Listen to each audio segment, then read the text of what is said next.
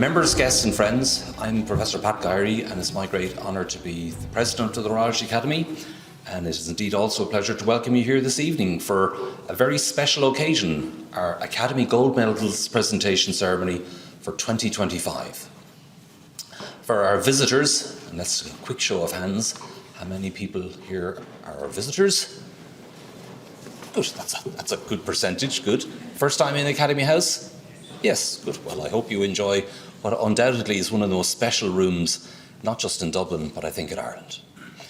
That's off script, by the way, but nevertheless, I'll say that. So it's just some information about the Royal Irish Academy. It's an all-island learned society established under Charter in 1785. It has approximately 680 members, chosen for their distinguished contributions to scholarship and research in the sciences, humanities, social sciences and public service. Membership is by election and is considered the highest academic honour in Ireland.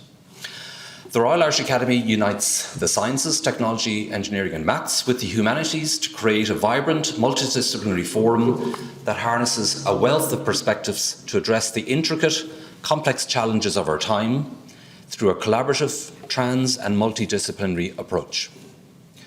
We use our knowledge and expertise to lobby government on education and research matters, and recent issues debated in the Academy include the cultural consequences of COVID-19, Brexit, climate change and biodiversity, the future of higher education, Ireland's creative culture, the merger of Science Foundation Ireland and the Irish Research Council into Taida Éireann, Research Ireland, and in the current discourse series, an excellent series which you should still join, the impact of artificial intelligence.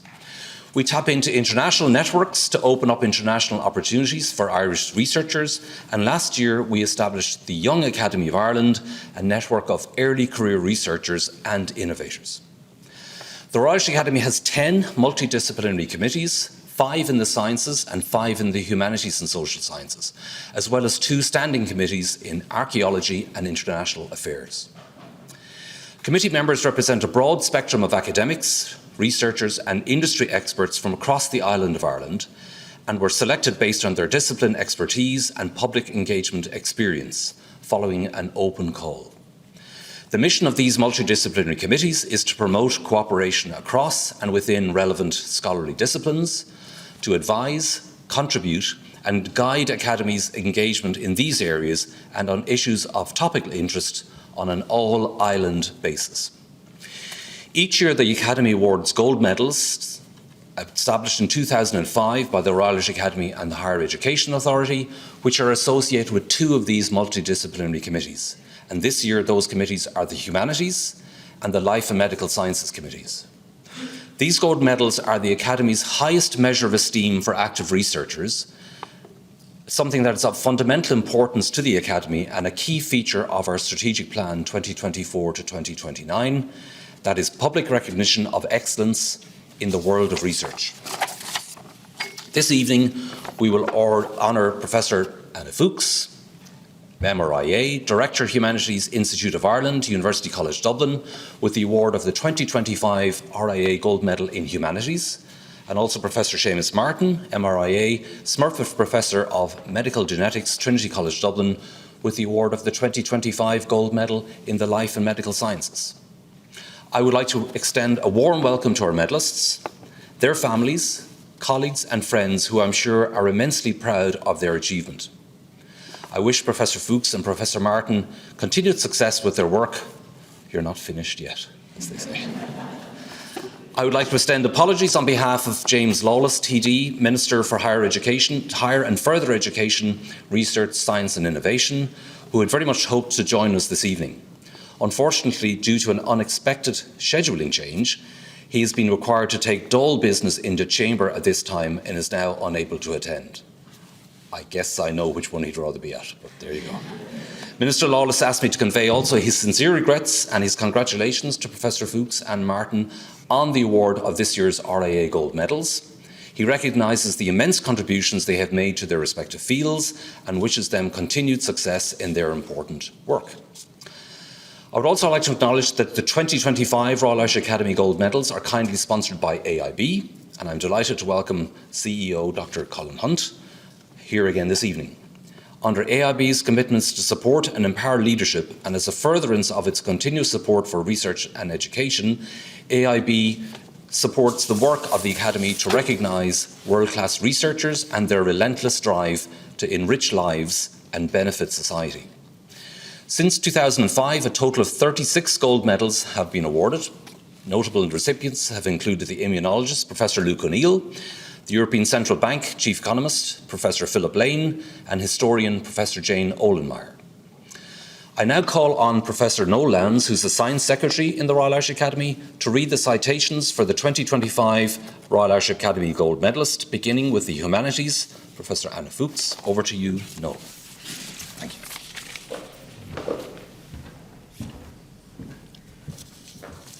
Good evening, everyone. My role is to read out the citation for the Science Medal, but unfortunately my colleague Imelda Marr, who was meant to read out for Anne Fuchs's medal, is ill and couldn't make it. So I'm very happy to step into the breach. So throughout her career, Anne Fuchs has been a foremost intellectual leader nationally and internationally, paving new research directions not only in German studies, but also in interdisciplinary research areas in the humanities, particularly in memory studies, time studies, and literary modernism. She changed the debate in German memory studies with her innovative concept of memory contests and her critique of American trauma theory and post-memory. She moved scholarly discussion and analysis of post-1945 German language literature and culture from the paradigm of Vergangenheitsbewältigung, overcoming the Nazi past and the Holocaust, to the dynamic concept of pluralistic memory contests in the multi-ethnic Germany of today. Anne is an author of a landmark monograph on the acclaimed writer W.G. Sebald, as well as the award-winning Phantoms of War in 2008, which analysed intergenerational memory debates in contemporary German literature, films and discourse. And after the Dresden bombing in 2012, which scrutinised the political memory of the bombing of Dresden from 1945 to the present. Expanding this conceptual base, her most recent monograph, Precarious Times, 2019, was based on a rich corpus of literary works, literary texts, works of photography and films from the early 20th century to the present. This acclaimed book is another milestone. It not only challenges overly deterministic accounts of modern time, but it provides historical depth and critical perspective to current debates on the transformation of time in the digital era.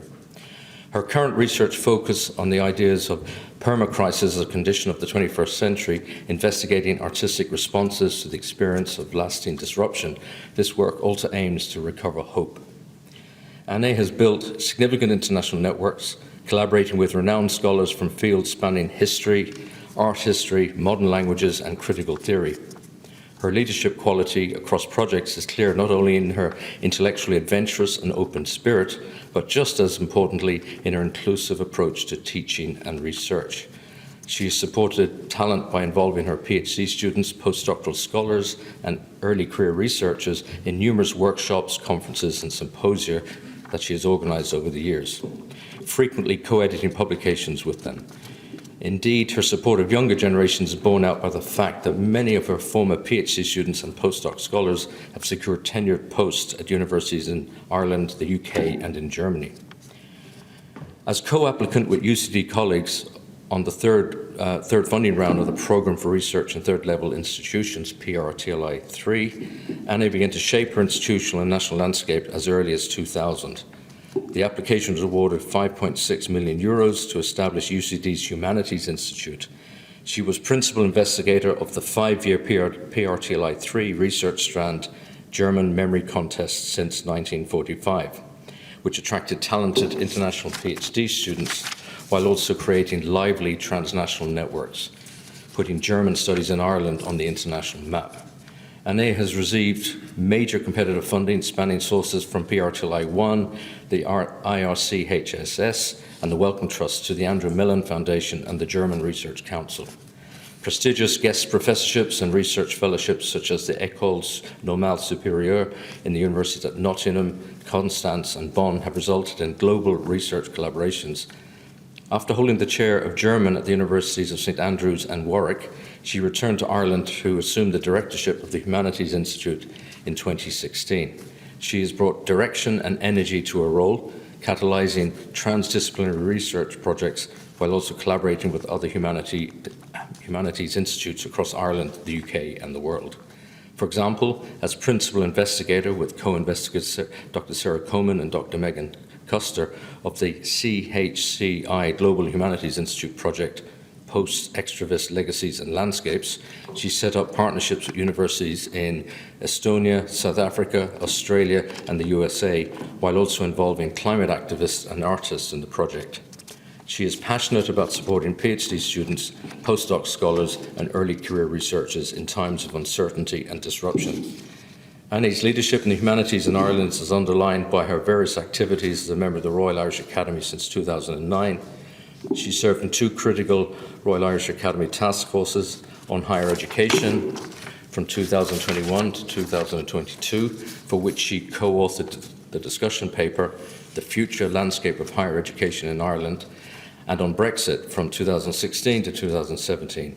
She also served in the RIA Council from 2020 to 2024 on the Polite Literature and Antiquities Committee and on the Committees for Research Infrastructure and Honorary Membership. As chair of the Irish Humanities Alliance, Annie co-authored the strategic paper By Imagination We Live, a Strategy for the Humanities 2020 to 30. Other markers of her international standing include her election as a Fellow of the British Academy in 2014, where she served as member of the Standing Committee of the Humanities 6th Section and of the Research and Higher Education Policy Committee.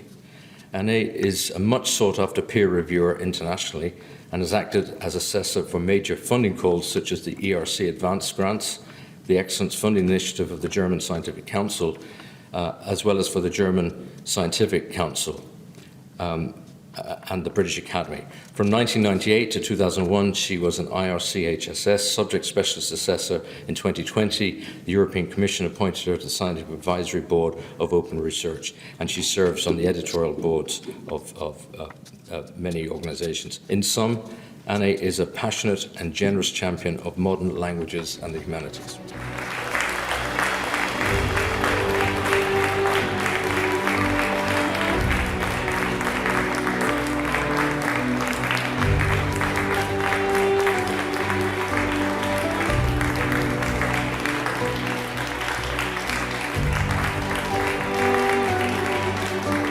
President, Dr. Hunt, officers and members of the Academy, friends and guests. I'm deeply honoured to be the 2025 recipient of the Royal Irish Academy Gold Medal in the Humanities. On this very special day, I would like to thank many people who've actively supported me in the pursuit of my path. Of course, the list is too long to name everybody. My wife Helen, family and friends, colleagues and former students are present this evening who have inspired me in many different ways. My teachers at the University of Constance, Wolfgang Iser and Wolfgang Preisendans, were formative. As proponents of reception theory, they taught me what it means to read. Reading can jolt us out of the comfort zones of our lives, drawing attention to the power of language to represent and reimagine worlds. According to Elias Canetti, reading until one's eyelashes gently chime is the only mode of learning in the pursuit of truth. And the great Franz Kafka put it like this: a book is like an axe for the frozen sea within us. In the age of misinformation, where sweeping attacks on science and on a fact-based understanding of history are commonplace, the ability to critically analyze discourses is ever more important. This is precisely the business of the humanities. They illuminate the past as well as the present from perspectives that always interrogate the status quo. The people who have influenced me in this undertaking include many people, but I'm going to mention just a few.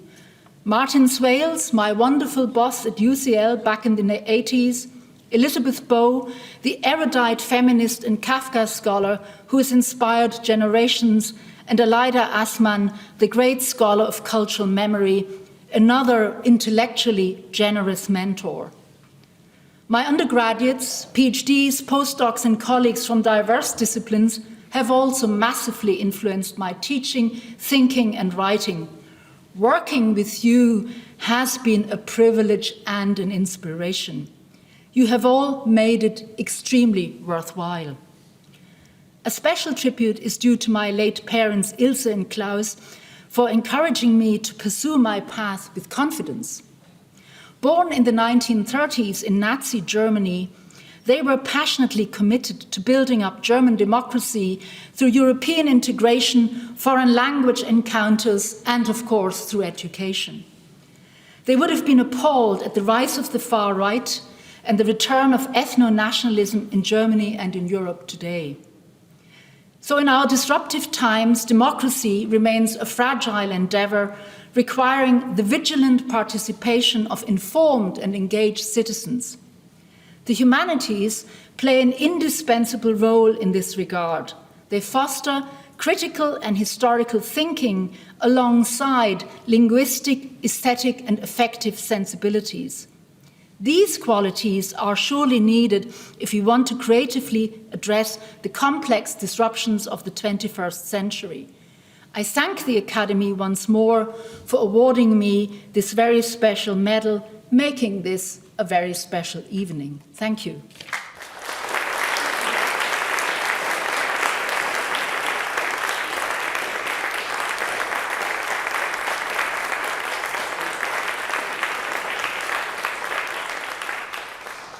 Thank you, Annie. That's a very impressive account of the importance of the humanities for critical thinking in general. Now back to more familiar grounds for myself as a scientist and as the chair of the committee that decided upon the recipient of this gold medal. It's my pleasure to read out the citation for Seamus Martin. Professor Seamus Martin is one of the leading scientists in the world in his field. He has made outstanding contributions to our understanding of programmed cell death, otherwise called apoptosis. Cells undergo apoptosis to sculpt limbs and organs during development, as well as to shape complex cell populations in our immune and nervous systems. Cancer therapeutic drugs work by triggering apoptosis of the cells they target, but tumors can acquire mutations that prevent them from working. Professor Martin's work has provided key insights into the machinery, the molecular machinery of programmed cell death, its composition, how it is switched on and off, and how this machinery coordinates the safe and orderly disposal of dead cells. He has also conducted groundbreaking work on how proteases, enzymes that chew up proteins, activated or released by dying cells, can promote inflammation through activating members of the IL-1 cytokine family. Because programmed cell death is frequently impaired in disease, Seamus's research has relevance for improving the treatment of cancer, inflammatory diseases, as well as neurodegeneration. As Smurfit Professor of Medical Genetics at Trinity College Dublin for the past 25 years, Seamus is actively engaged in research and teaching and lectures extensively on topics ranging from developmental genetics and cancer to the cell cycle and, of course, programmed cell death. Initially in research exploring how the caspase family of proteases orchestrate programmed cell death, Seamus made seminal contributions to our understanding of how these caspases become activated during apoptosis. The order of caspase activation events in the two major pathways to apoptosis and how caspases coordinate apoptosis through proteolysis of hundreds of proteins within the cell. More recently, his work has focused on how caspases coordinate inflammatory cascades on the surface, on engagement of cell surface receptors within the tumor necrosis factor family receptor. This is an important class of receptors that promote inflammation as well as cell death and that are implicated in many inflammatory diseases. Seamus's research group pioneered so-called cell-free approaches to explore the intricacies of cell death machinery. Another highlight was his discovery that apoptotic cells signal their presence to cells of the immune system by externalizing on their surface a lipid that is normally confined within the cell. The detection of this membrane lipid via the natural lipid binding protein annexin 5 has become the gold standard for measuring apoptosis. In parallel to his work on caspases, Seamus and his research team have also made major contributions to our understanding of how neutrophils, the most abundant white blood cells in our bloodstream, can promote inflammation through releasing a battery of proteases that process and activated members of the IL-1 cytokine family.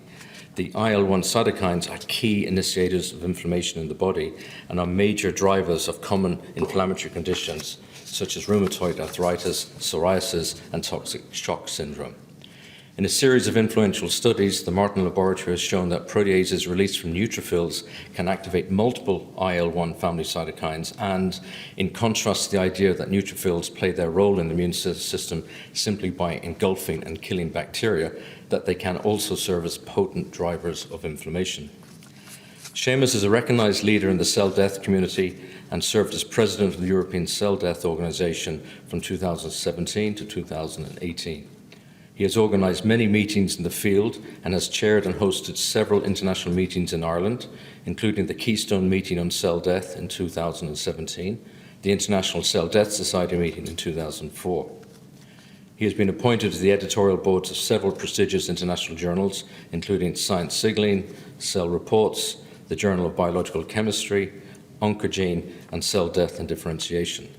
For the past decade, he has also served as editor-in-chief of the FEBS journal based in Cambridge, UK, which is the flagship journal of the Federation of European Biochemical Societies.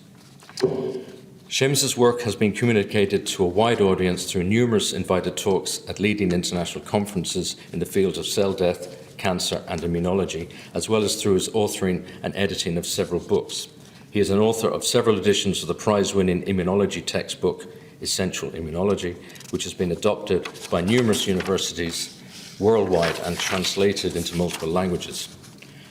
His laboratory at Trinity College has graduated more than 20 PhD students and a similar number of postdoctoral fellows to date, many of whom are now running their own laboratories at leading institutes in Ireland, as well as in Australia, Canada, Portugal, the UK, and the US. Seamus's outstanding research achievements have been recognised by major awards, including the RDS Irish Times Boyle Medal, the GlaxoSmithKline Award of the Biochemical Society, the B.A. Charles Darwin Award, and the International Cell Death Society Career Award. He's been elected to the Royal Irish Academy, the European Molecular Biology Organisation, Academia Europea, and the European Cell Death Organisation. He has been the recipient of many prestigious grants from the European Research Council, the Wellcome Trust, the Irish Research Council, and Science Foundation Ireland.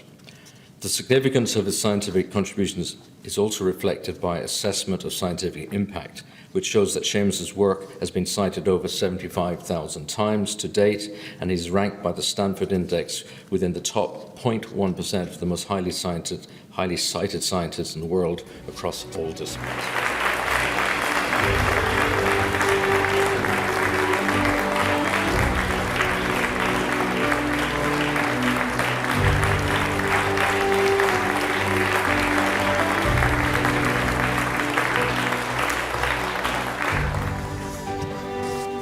Okay, I'm standing between you and a glass of wine, so I'll try to be prompt. Sadly, the Minister can't make it. I have a couple of remarks towards the end of the speech, which I will decide whether I'll include them, but... Okay, President, Minister who's not here now, Dr. Hunt, distinguished colleagues, friends and family, it's truly a great honour to receive this recognition from the Academy, and also for the research of the many people who have worked in my laboratory at Trinity College over the past 25 years to be acknowledged in this way. To say that I am proud of their achievements and the work that we have done together is an understatement. It has been an interesting journey, and with quite a few challenges along the way, and lots of highlights. Challenges especially in terms of research from the Minister, who's not here. I have many people to thank. First and foremost, I'd like to thank my mother, Anne, who has always been my biggest supporter, in good times and in bad, and who encouraged my passion for science as a child and made me believe I could achieve anything I set my mind to. Thanks, Mum. I wish to thank my family, Christina, Mia, Madeline, and Jamie, for indulging my preoccupation with science on so many occasions, and the related absences, and of course their love and support at all times. To Christina for her almost limitless reserves of patience, and for her enduring belief in me, and of course for never ever complaining about the Irish weather. Of course, I'm also deeply indebted to my mentors who provided much inspiration and guidance at the various stages of my career. I'm very grateful to Anne Burnell, who is a wonderful and inspiring final year undergraduate supervisor at Maynooth, who was immensely supportive of me and set me on my path to pursuing a PhD. Tom Cotter, my PhD supervisor, who was also very influential early on and gave me incredible freedom to pursue a totally different direction to what my PhD project was initially about. And my PhD students should disregard that last comment. Ivan Royce at University College London, who taught me about rigour, knowing your stuff. I learned that the hard way from him. And who is an impressive font of knowledge concerning the immune system. Doug Green at University of California, San Diego, a crazy Hawaiian shirt-wearing force of nature who was insanely excited about absolutely everything and thought that everything was awesome. And this was many years before most Americans thought that way too. And I'd like to thank Doug. Really, he supercharged my passion for science. He's been incredibly supportive throughout my career and a real inspiration, and very much still to the present day. I also very much wish to thank the many talented and hard-working PhD students and postdoctoral fellows who I've had the great fortune to have worked with at Trinity over the past 25 years. They are the people at the coalface putting in the long hours, as I know very well. Some of them are here right now. And carrying out the experiments exploring the boundaries of knowledge. Research is often a very frustrating and challenging pursuit. I'm sure, as many of us here know, that requires passion, motivation, and huge reserves of determination, in addition to ability and hard work. It can be a lonely path at times. I have been incredibly lucky to have had many more than my fair share of exceptional PhD students and postdocs work with me over the years. And although I cannot thank everyone individually, I would like to mention a few people in particular. Colin Adreen, now at Queen's University, my first PhD student and an absolutely stellar scientist. Sean Cullen, now in silico medicine in San Francisco, another incredibly talented PhD student. Ina Fonanen, now at the University of Ghent. Liz Slee at the Ludwig Institute, now at Oxford. Conor Carney at the ONJ Research Institute in Australia. Claire Sheridan, now at Amgen in Dublin. Conor Henry at Roche in the UK. There are many more people, but I'd like to sincerely acknowledge their achievements, because that's why I guess I'm getting a gold medal tonight, because of the tremendous work that they did in my lab and beyond. I would also like to give sincere thanks to my colleagues and nominators, Professor Ed Lavelle and Professor Afshin Somali, for supporting my nomination to the RAA and also being good friends and colleagues over the years, and who I certainly owe a pint to after this, I guess. And I'd also like to particularly acknowledge and thank Ed, in particular for his collaboration on so many papers over the years, so many studies, which turned out very well. He's been an excellent collaborator, and I look forward to more collaborations in the future. Thanks, Ed. And of course, I thank my colleagues within the Smurfit Institute of Genetics at Trinity for their support over the years. In particular, I don't think he's here tonight, unfortunately, but Pete Humphreys, who was a major inspiration to me in coming back to Ireland, and a very generous mentor in the early years after I returned, and who held the torch internationally for really stellar science in Ireland for many years. To David McConnell, who was instrumental in bringing me to the department and is also very supportive in my early years at Trinity. There are many more: Tony Kavanagh, Jane Farrar, Mani Ramaswamy, Adrian Bracken, Dan Bradley, all really inspirational scientists, and I very much value the support that they've been in the department. And our present head of the department, Matt Campbell, who's found the magic formula for keeping us all rowing in the same direction over the last number of years. As anyone who's ever been in an academic department knows, that can be a tricky act at times. So I'd also like to acknowledge Trinity as an institution for having the courage to appoint me to the Smurfit Chair of Genetics 20 years ago, 25 years ago, sorry, at the age of 32. I think there was a few people that were a bit shocked at the time. I know I was probably foremost amongst them, but it worked out okay, I think. So I began working on a process called programmed cell death as a young PhD student. And when there was very little known about this process, how it worked, whether it was important, and indeed many were skeptical at that time whether cell death really could be regulated. And there was one mode of cell death recognized at that time, it was called necrosis. And the notion that there were cell death genes and that cell death could be switched on by a process that's guided within the cell itself, that was considered pretty heretical at the time. And but I was drawn to it, and we've now accumulated a tremendous amount of knowledge about this process, why cells die, the molecular machinery that governs this mode of cell death. And there are over 100 genes that regulate this process, which is pretty amazing, really, that the body encodes, the body contains genes and encodes proteins that actually control the demise of cells within. And that's something that still amazes me. And programmed cell death is used everywhere. It's used to sculpt complex tissues and limbs within our bodies and fledgling immune system. And it's also very important in allowing the body to eliminate aged, infected, dysfunctional cells and cells on the path to cancer. So literally billions of cells in our body are eliminated almost every hour of every day. When they say you weren't the person you were a year ago, that's literally true. So that's why it's important, and that's why I've worked on it over the last more than 30 years now. And indeed, as a result of the efforts of many labs studying this process worldwide over the past 3 decades, we now have cancer therapies that can switch on the cell death machinery really with surgical precision. And we also understand in great detail how cancer cells evade chemotherapy. It has been an immensely rewarding career, and I still enjoy looking down the microscope at cells a couple of times a week, as people in my lab will know is true. I often annoy them to look at their latest experiment. I still enjoy the thrill of seeing an exciting new observation or breakthrough made by someone in my lab, most of whom are here tonight. And I would also like to thank them for their fantastic work over the last number of years. And these are all stars of the future. I won't go into all of the names, but Gökhan, Hande, Vaishnavi, Aoife, Janetta, Ashlyn, Ronaldo, and Saren, who I hope are here tonight. Thanks for all your hard work, all future stars. When I was contemplating returning to Ireland in the late 1990s, after 6 years abroad as a postdoctoral research fellow, I remember someone telling me, who remained nameless, that I was mad to return to Ireland.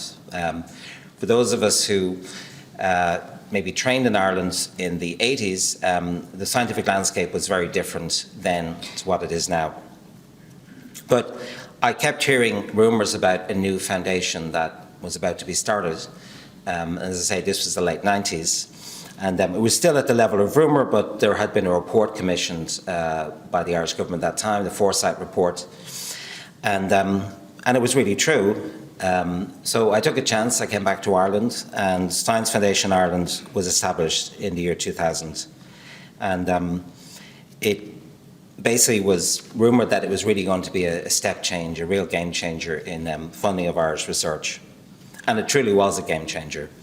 Along with the setting up of the Irish Research Council, it transformed the landscape of research in Ireland, making it possible to conduct internationally competitive research here at home. I'm very grateful to Science Foundation Ireland and the Irish Research Council, who've supported the research going on in my lab for many years, and of course to the political support and vision that led to the establishment of these research funding bodies, which were vital for the transformation of the research infrastructure in Ireland at that time. Incidentally, it was a certain Minister, Micheál Martin, who was Minister of Education and Science in 2000 when SFI was actually created. And this leads me to an important point. Although we have dramatically raised our game over the last 25 years in terms of support of fundamental research, it's also true that things have slipped somewhat in recent years, and that we have begun to lose some of the ground we gained. Support of research innovation is akin to the Red Queen in Lewis Carroll's Alice Through the Looking Glass. who notes to Alice that it's necessary to run as fast as you can to simply stay in the same spot. The moment you stop running, you begin to fall inexorably behind, and unfortunately, we have slipped somewhat in recent years. A Eurostat report from 2022 shows that Ireland has fallen towards the lower end, and I mean very lower ends, of the class among our European partners in terms of investment in research and development as a percentage of GDP. We're now below 1%. Most of our European counterparts are above 3%. For a knowledge economy, that's not a good thing. The reality is that research grants have gotten smaller in the last 6 to 7 years, and competition for funding is much more intense than it was, certainly when I came back to Ireland. To the point that many of our brightest and best are staying overseas to start their laboratories abroad rather than returning home. This is a great pity. Okay, that's the pressing bit out of the way. I would hope, Minister, who's not here, Minister Lawless, that given the huge role played by An Taoiseach in the establishment of SFI and the transformative change instigated in the research landscape in Ireland 25 years ago, that An Taoiseach will be very sympathetic to your requests in seeking to restore our investment in research to the levels that they were at 10 years ago, when we were really flying high in terms of research investment in Ireland. Especially now that Research Ireland has just been established, so that we can ensure that a career in research is seen as an attractive and viable one for the next generation of budding researchers, and indeed for those who have already started their research careers in Ireland. As a famous patron of the Cat and Cage public house in Drumcondra once said, a lot done, more to do. Finally, I wish to thank the Academy once again for being an advocate for science in Ireland, and of course for the other academic disciplines covered by its remit, and for the work of its committees and professional staff. And of course, thanks are also due to AIB, Dr. Colin Hunt, for the sponsorship of the Gold Medals programme, and for generously agreeing to write down my mortgage as a goodwill gesture after tonight. And I do have an AIB mortgage. Just look it up. Once again, I very much thank the Academy for this recognition. It's truly an honour to receive the RAI Gold Medal in Life and Medical Sciences 2025, and an honour that I will cherish. Thank you. Well, thank you to Seamus and Anna for those excellent acceptance speeches, and Noel also for reading out those very long citations, but it's very clear from those citations as to why exactly they are indeed the recipients of the gold medals this evening. So my great pleasure now to introduce Dr. Colin Hunt, who's the CEO of AIB, who makes so much money from mortgages that they can actually pay for gold medals like this. So if I could ask him please to say a few words on behalf of AIB and the sponsor. Thank you.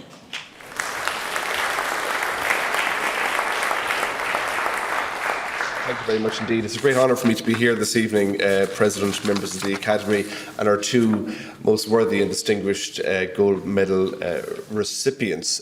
I regard this as a bit of community outreach because our head offices are just around the corner in Molesworth Street. So if there's anybody quibbling about AIB sponsoring the awards this evening, we're merely looking after our neighbourhood here in the centre of town. But for me, and indeed for the bank, supporting the work of the Academy is vital, because ultimately the prosperity and the strength of our economy and our society is dependent on learning, is dependent on the work of academics, is dependent on skills and brilliance, and that is what we're celebrating here tonight. And we're very, very proud to support the gold medals, which I think showcases our shared commitment to support and empower leadership, research and further education. In AIB, our purpose is empowering people to build a sustainable future. For us, it's not a passing fad, it is a fundamental principle of our business. And our commitment to supporting education and academia in Ireland plays a key part in achieving that purpose. Through our own education programmes, we demonstrate our commitment to financial inclusion and protecting the future of younger generations. And recognising the vital role that our education partners play in shaping future leaders, AIB actively supports specific programmes in university, colleges and schools across the entire island of Ireland. Anchored in a progressive ESG agenda, our education initiatives integrate key areas of strategic importance to us, such as climate action and sustainability, technology and cybersecurity, and of course, diversity and inclusion. By way of example, we are a founding partner of Innovate for Ireland. We are delighted to have an AIB Chair of Sustainable Business in University College Cork. And most recently, in late 2024, I was thrilled to announce that AIB is committing over €20 million in new sustainability-focused education and research initiatives, including €10 million for the new AIB Trinity Climate Hub at Trinity College Dublin. Our broader sustainability strategy aims to build a fairer society and a more inclusive society through investing and raising awareness in access, in education and innovation for our customers, our colleagues and indeed our communities. So tonight I'm absolutely thrilled to congratulate Professor Fuchs and Professor Martin on your extraordinary achievement, your very, very well-deserved achievement. And I think the festivities can now, although were prematurely announced a few moments ago, the festivities can now truly start. So as I prepare to go to the German-speaking part of Switzerland for the next week, vielen Dank und guten Abend.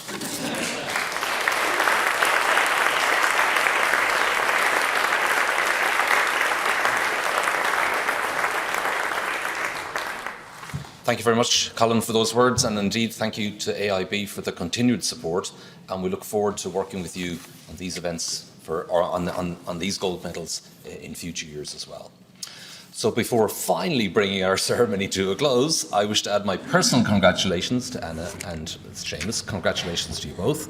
I also want to acknowledge the work of our Senior Vice President, Professor Imelda Marr, who unfortunately is unwell today and not able to be with us, so get better soon, Imelda. Also the PLNA Secretary, Professor Claire Connolly, and the Science Secretary, Professor Noel Lowndes, for their oversight and guidance of the gold medals process. A special thanks to all of the assessors who are internal and international, who contributed their time and expertise to the unenviable task of selecting our award recipients.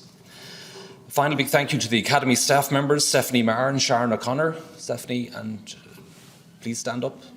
Yeah, and Sharon, thank you.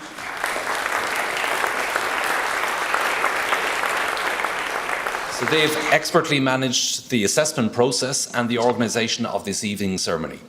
Thank you, all the visitors who put up their hands earlier on, for joining us this evening, and family and friends, of course.